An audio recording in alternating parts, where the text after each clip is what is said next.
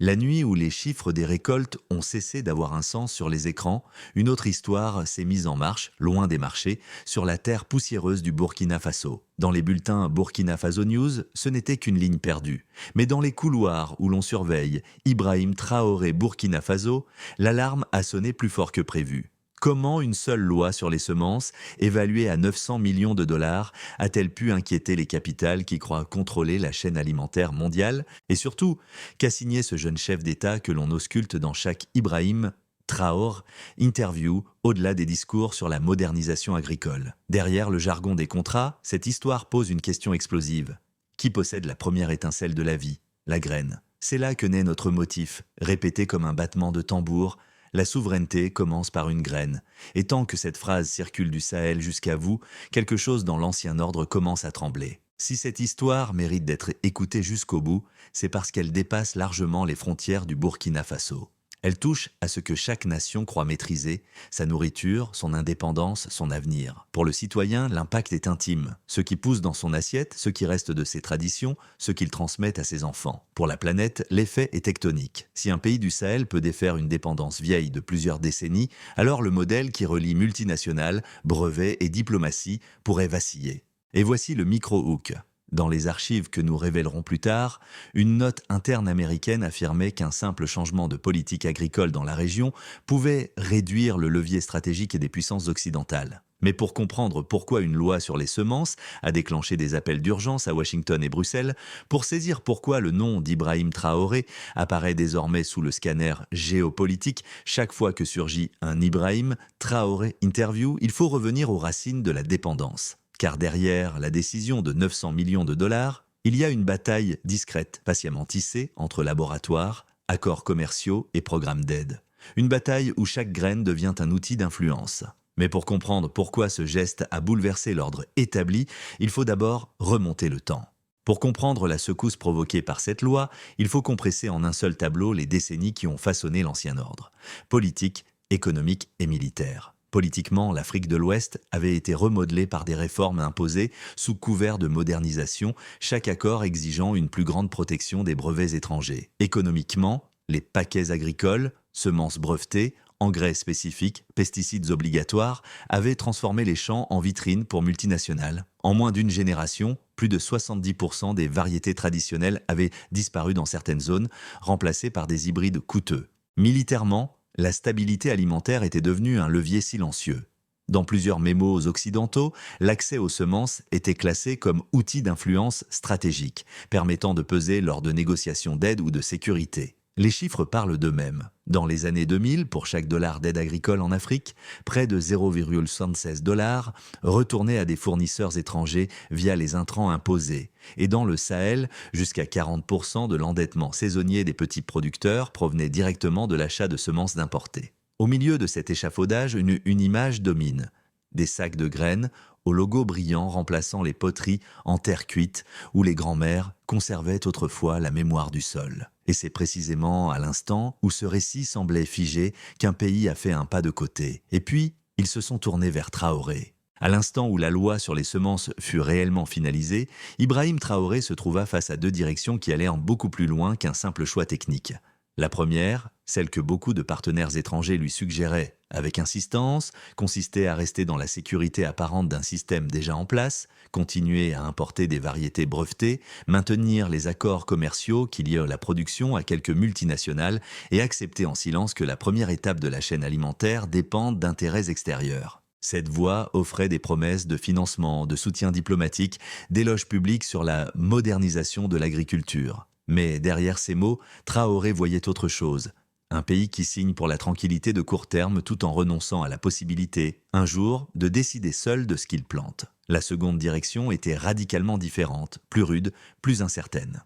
Elle impliquait de rediriger près de 900 millions de dollars vers des banques de semences locales, vers des chercheurs qui travaillaient sur des variétés indigènes, vers des formations destinées aux paysans pour qu'ils apprennent à sélectionner, conserver et échanger leurs propres graines. Elle signifiait assumer le risque d'une baisse temporaire de rendement, la menace de sanctions déguisées, la peur d'être accusé de mettre en danger la sécurité alimentaire. Pourtant, plus il avançait dans les dossiers, plus une phrase revenait dans son esprit.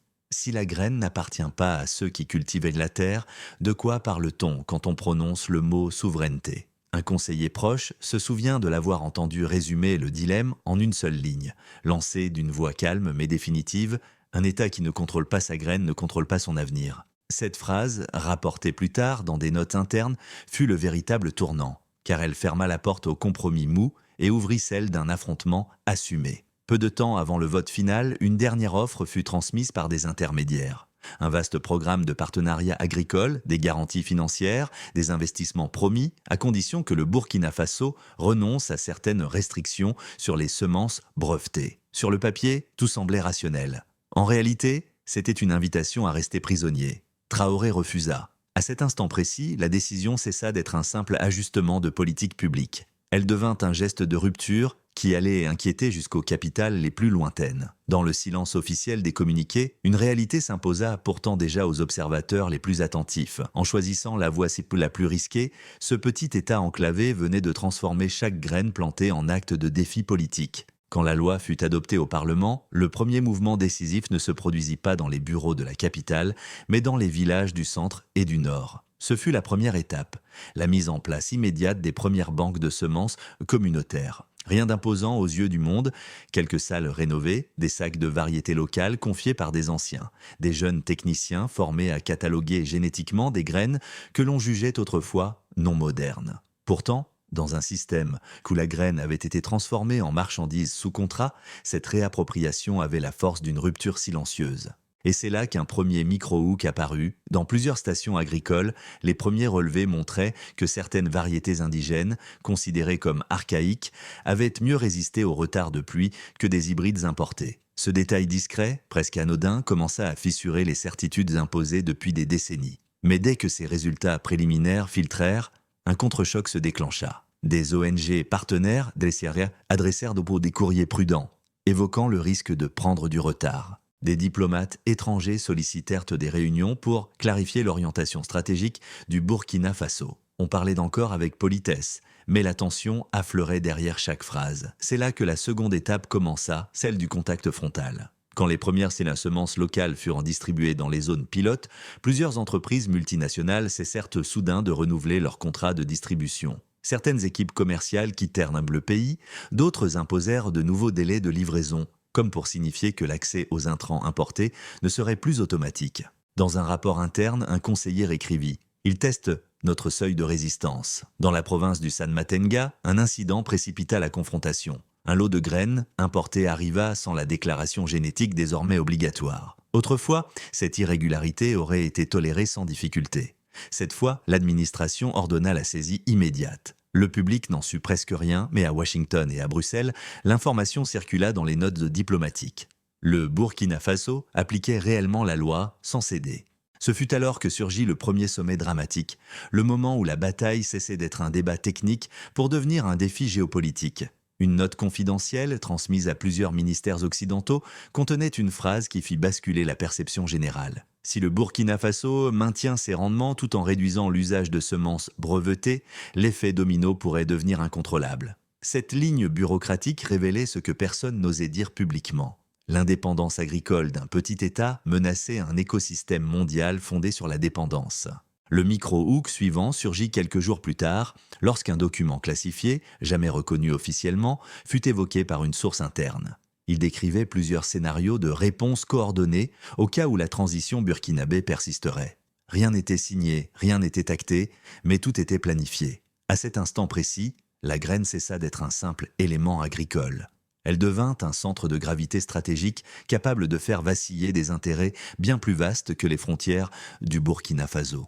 Quand la note confidentielle commença à circuler dans plusieurs capitales, la pression autour du Burkina Faso entra dans une nouvelle phase. Ce fut la troisième étape, celle où les réactions ne venaient plus seulement de discours prudents, mais de leviers concrets capables d'étrangler une politique publique. D'abord, 2 partenaires internationaux annoncèrent vouloir réévaluer leurs programmes agricoles, gelant discrètement des fonds destinés aux banques de semences. Officiellement, ces suspensions visaient des ajustements techniques. Officieusement, elles rappelaient au pays que la souveraineté se paie, parfois très cher. Puis un deuxième front fut ouvert, une série de rapports publiés par des centres de recherche européens. Sans jamais attaquer directement Ibrahim Traoré, ces documents suggéraient que la loi burkinabé risquait de déstabiliser la sécurité alimentaire régionale. Le vocabulaire était choisi, mais l'intention était claire: préparer l'opinion internationale à considérer l'indépendance agricole comme un danger. Sur le terrain, les signes se multipliaient. Les prix de plusieurs intrants importés augmentèrent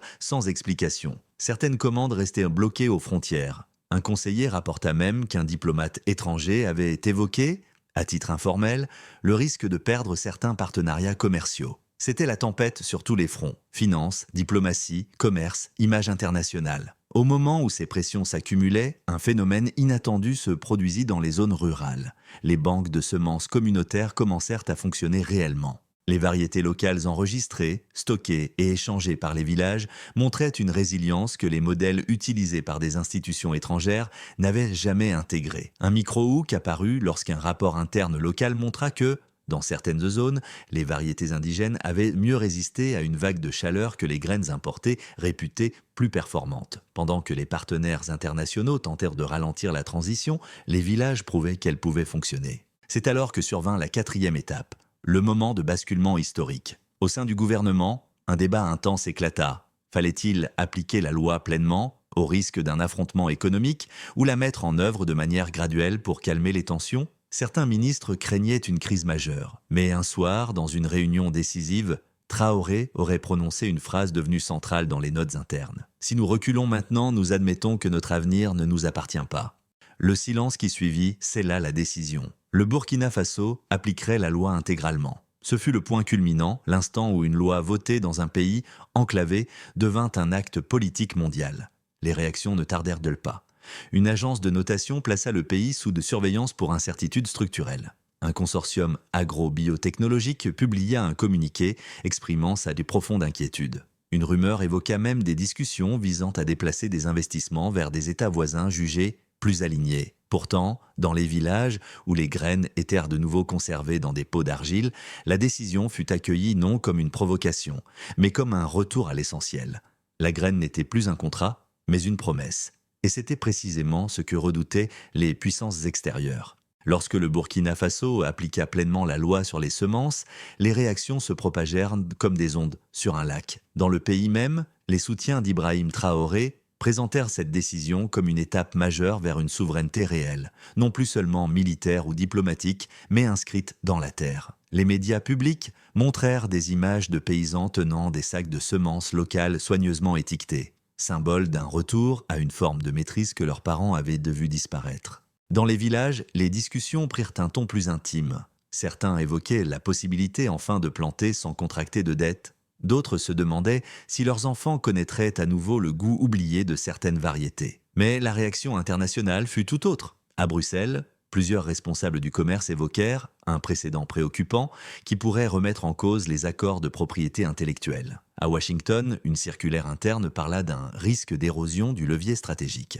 Dans les chaînes d'information, quelques experts expliquèrent que de bonnes intentions peuvent parfois mener à des crises alimentaires. Pourtant, derrière ces discours prudents, une inquiétude plus profonde traversait les institutions. Si un pays du Sahel parvient à reprendre la maîtrise de sa graine, combien d'autres pourraient le suivre ? Ce fut là que le motif central de cette histoire réapparut pour la 2e fois comme une ligne qu'on ne peut plus ignorer. La souveraineté commence par une graine, et chaque réaction révélait à quel point ce simple principe déstabilisait un ordre entier bâti sur la dépendance. Vu de loin, la loi sur les semences pourrait sembler n'être qu'un épisode local dans l'actualité africaine. Mais pour qui lit entre les lignes des Burkina Faso News, elle ressemble davantage à un test grandeur nature. Jusqu'où un pays peut-il aller pour reprendre le contrôle de ses ressources vitales sans être ramené à l'ordre ? Dans un système où des milliards de dollars reposent sur des brevets et des contrats, le fait qu'un État décide que la graine doit d'abord appartenir à ceux qui la plantent fissure une logique entière. Chaque fois que le nom d'Ibrahim Traoré Burkina Faso apparaît dans un Ibrahim Traoré interview, c'est cette question qui affleure. Et si la souveraineté commençait vraiment par là, par ce geste de refuser de signer ? Sommes-nous en train d'assister au premier pas d'un nouvel ordre, ou le système trouvera-t-il un moyen de refermer cette brèche ? Alors que cette histoire se referme, ou plutôt s'ouvre sur la suite, une chose demeure, La souveraineté commence par une graine, et cette phrase, répétée comme un motif, porte désormais le poids d'un pays entier. Ce qui se joue au Burkina Faso dépasse ses frontières, c'est une invitation à regarder autrement la façon dont les nations protègent ce qui les fait vivre. Si cette histoire vous a touché, dites-le. Partagez ce que vous en retenez, écrivez un message, faites circuler cette idée, et si vous souhaitez suivre les prochains chapitres, des champs aux mines, des semences aux ressources stratégiques, abonnez-vous pour être là lorsque la suite s'écrira.